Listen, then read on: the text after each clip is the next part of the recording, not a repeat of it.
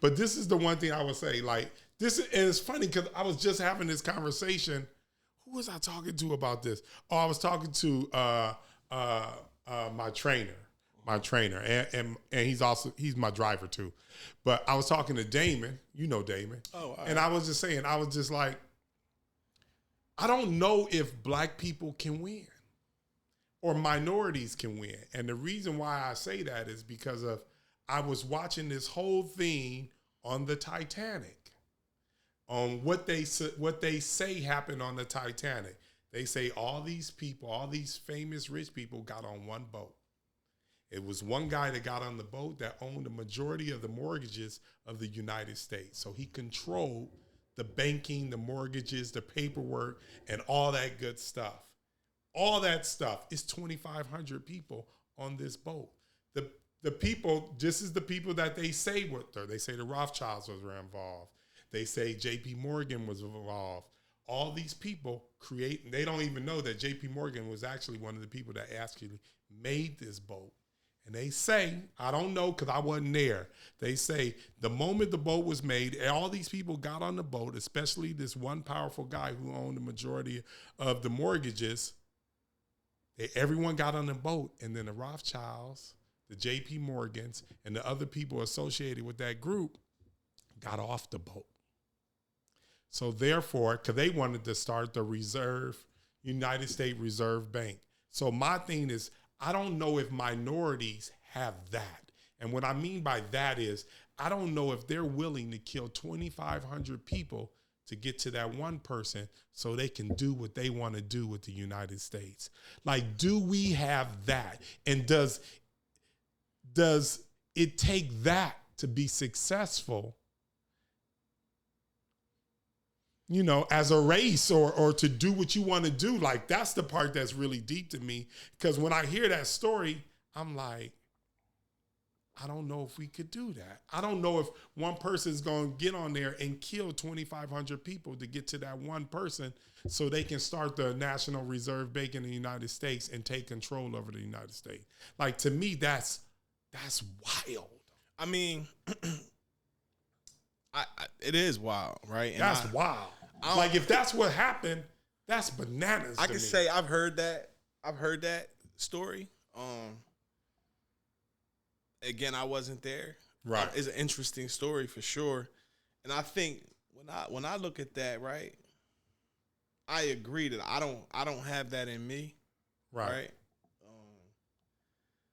I can't speak for all people, but as a thinker and a person who like studies war and theory, I'm certain that as a group of people, right, who feel like to if that is a thing, and we had to say like you could control the global economy for 100 years, if you could control the global economy for 100 years by wiping out 2,500 people, it would just be a casualty of war for most for a lot of people. It's just a casualty of war. Like, people, I wouldn't say it's just a casualty of war because I have a kind nature, but I think from a civilization development standpoint, or if you're talking about countries invading other countries, 2,500 people is just like, okay, let's do it. That's crazy. So I don't, it is crazy. So you think to make it to the top, you have to be extremely ruthless? It's sides to everything, right? I think the most evil people are successful, and I think the greatest people are successful. But I don't think mediocrity wins, right? So I think if you're the most devious, you're going to win. And I think if you're the kindest, you also win. And then you have to also try to evaluate what a win is, right? Because how do those people sleep at night? Are they happy? Does the money matter? Because I think you start meeting people with money, you start making money, and you be like, man, I want peace, right? So a lot of the times, like I grew up poor. So growing up poor, and I speak for myself, but I think I speak for a large percentage of people who grew up poor, is the belief that money is going to make my life better. Money is going to fix everything, right? So that's our halo. We chase that. We chase money. Like most people, like, I'm trying to get at this money. So, and money is great. But we all, as humans, I feel like we all have a void that we're trying to fill, and we don't know why that void is there. And we believe if we get money, it'll fill that void, right? So we wake up with the desire to get money, and you get some money.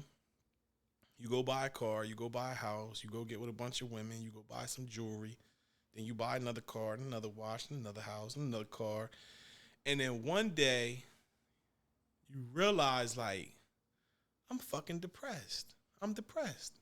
I'm not happy. And the depression comes from you spent your whole life chasing money. And then you get money to still have a void. And now you like, if the money didn't fix it, nothing will. And I think it begins like a depression. So the thing is, if you get into people who did this to control a whole, are you happy? Right? Because I've had enough now where I'm like, you know, I like nice things. But for me, I'm in a space where it's like a $5 million house and a $50 million house. It's the same thing. $100,000 car and $1 million car is the same thing. Like, if I ain't got there yet. I feel you. It's definitely some struggle. I ain't got there yet. If you don't be feeling like the same. If you had, what's your net worth right now? I don't want to talk about that. If you had, let's say right now you worth $30 million. I'm more than that. You want to say it? No. I said that out loud? Yeah, you said that out loud. I didn't know I said it out loud. That's my bad. I was just thinking to myself, and I was just going through the motion. Right. And I heard that number. I was like, I'm more than that. Right. So let's just say for the sake of conversation, your net worth is $50 million. God, we got to keep going. I did it Okay, again. you did it. I did it again. That's my bad. Let's say that is on me. Let's say 100 million. Is that fair? That's fair. That's fair. Let's say 100 million. So you got 100 million. We here. If you had 500 million, we'd be doing the same shit. I'm going to still come to your house. You're going to still be playing the game. You're going to still like Jordans. You're going to like the same type of girl. You're going to eat the same food. You're going to still get the Rolls Royce. Maybe you get a private jet if you ain't, maybe you get a couple private jets. You don't even like water, so you ain't getting a yacht. What are you going to do? Maybe you build some more shit, but ultimately at the core, you're going to really do the same thing that you're doing now. Nothing really changes. That's some real shit. Okay. And I think if you had... But you know what I think it is? I think you feel better. For me, I feel like I'm taking the bullet for my family, my future family. I'm going to work as hard as I can, make as much as I can, and create a situation where they're not going to be able to throw everything I did away. Like for my grandfather. So my grandfather, John Dolphin, did songs with Sam Cooke, all the people, one of the first black producers ever, owned his own radio stations and had his own radios, had his own record store. So literally, he was a full-fledged business. Nobody can stop him from doing shit. So he told my grandmother, whatever you do, don't sell the masters. Don't sell the masters. And what she all did? This music, she sold the masters. Because he didn't take into account that she wasn't prepared to have those kind of business conversations with those savvy business people that kind of stole her masters, bought it from underneath her. So learning from that, I'm going to create a situation for my family, make as much money as I can, because I feel like, how am I going to push my family, my, black people, minorities ahead where we do control distribution, all these other things, at least money that's coming in. So I have a plan for my future family, and I feel like I need to make as much as I can. So me being worth $5 million and $30 million, I feel like I need to get as high as I can so I can create this scenario where this can be now one of the leading black families or family in this country. That's what I feel like that. And then someone can take that baton that I, did all this running with and then take it up to the next level. I feel like if we don't do that, we're making a mistake, because we're never going to help our people get to where we don't where we have a seat at the table. You know what I mean? I just think a seat at the table is so important, and us controlling it and dictating it and having a voice at that table changes things. I feel that. I think I operate in that same space, but I've entered as I get older, and you for sure older than me. Right. It's like, nah. There you go.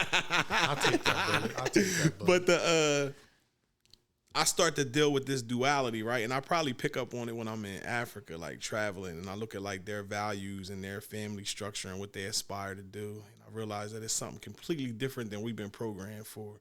So like ultimately, because this is the thing, when you get your billion, you're going to park it, right? And you're going to park it in some, maybe some mutual funds government or annuity government bonds, annuities, bonds, right? Renders between 3 and 7% a year. Right. You're gonna put it in trust. You're gonna have trust set up. But So this is the manipulate deep part, and this is the thing with planning, right? And knowing exactly what you're doing. The fabric of America is built on those ideas, and the fabric of the Federal Reserve is built on these ideas. Like you're supporting so you're saying I'm gonna get $1 billion, right? And then I'm gonna take that $1 billion and I'm gonna use it in government bonds and annuities. So you basically all of the work that you've worked for, you're taking the accumulation of wealth and then you're diversifying it across government systems, banking systems. So you ultimately are giving the money that you worked for right back to the system that you said killed. I see where you're going with that. Yeah. And to me, that's the reason why I would do such a thing, which sounds crazy, is because I'm looking for a place where they can't do what my grandmother did. But this the thing. You also, you also don't think you could win.